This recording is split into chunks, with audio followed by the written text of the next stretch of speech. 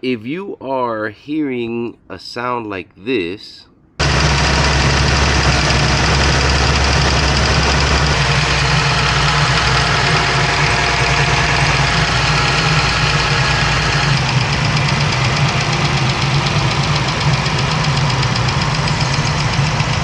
then chances are you have a bad roller follower.